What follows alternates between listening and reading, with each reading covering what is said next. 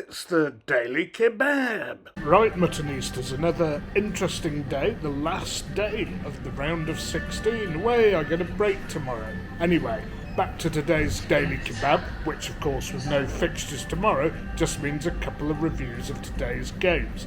And we have had one incredibly close one and one that's been as one-sided as could possibly be.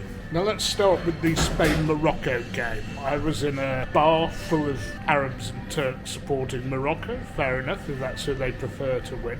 I wouldn't say it was a bad game, even though it was 0-0. There weren't that many chances. Spain had the most of it, but their cutting edges totally deserted them, unfortunately. Morocco did have some chances of their own, particularly on the break, but I have to say the whole Moroccan philosophy is, well, shall we say they're well trained in the dark arts of the game. I know they press high and press hard, but they do like to leave a sly one in late after the ball's gone, after of course they've made a legitimate tackle in the first place, which meant on the whole they weren't getting booked because the ref was looking elsewhere. Spain, I think, should have gone for it more, and then when the match went into extra time, they did go for it, but only in the second half of extra time, and they had a couple of great chances. Although before that, Morocco had one fantastic chance where a tame shot was easily saved by the Spanish keeper, Mr. Unai. And indeed, one of the clearer chances during normal time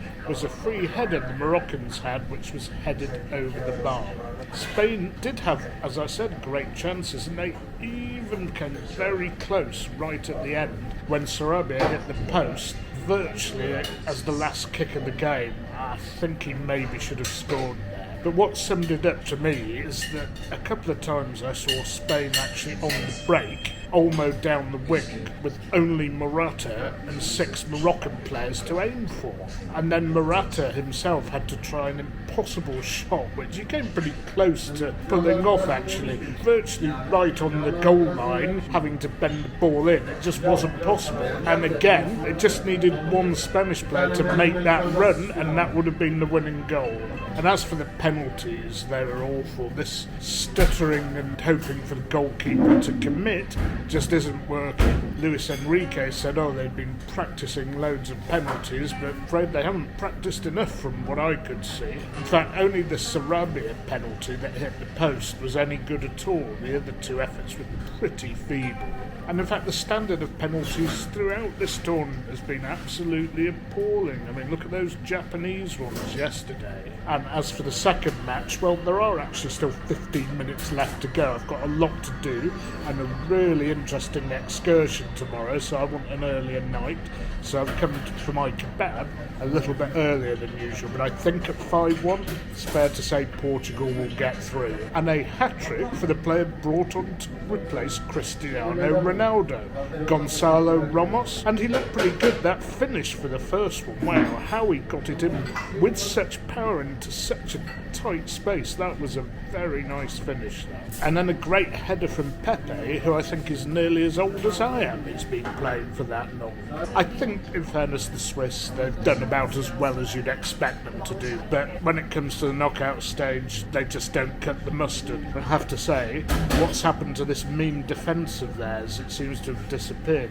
I honestly think that their best chance was trying to force a tight game and penalties, but that was blown away early on. So the performance of Gonçalo Ramos getting a hat-trick does lead to a burning question. Is Ronaldo going to be benched for the rest of the tournament, for however long Portugal stay in? And does Ronaldo just slow the team down?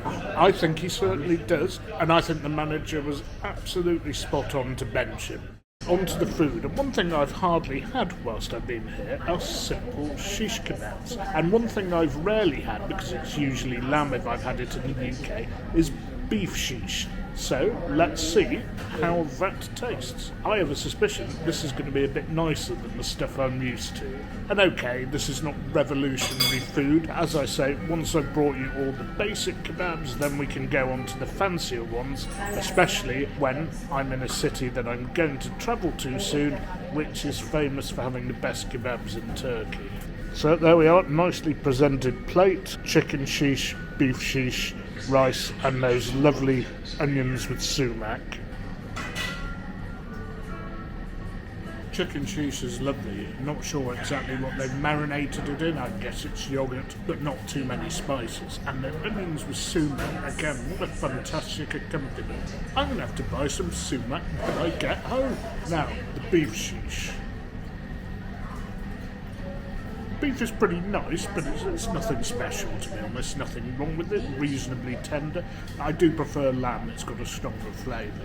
They did have lamb available in the form of a lamb steak, but I just wanted a bit of sheesh because I've hardly had any on this trip. Probably because it's like a very basic kebab we're all familiar with. Anyway, Muttonistas, I'm going to love you and leave you because I am going to see an architectural wonder tomorrow. I deserve my day off after doing a daily vlog, but don't worry, I will be back in 2 days' time to bring you predictions of the quarterfinal. Till then, folks, that was your Daily Kebab.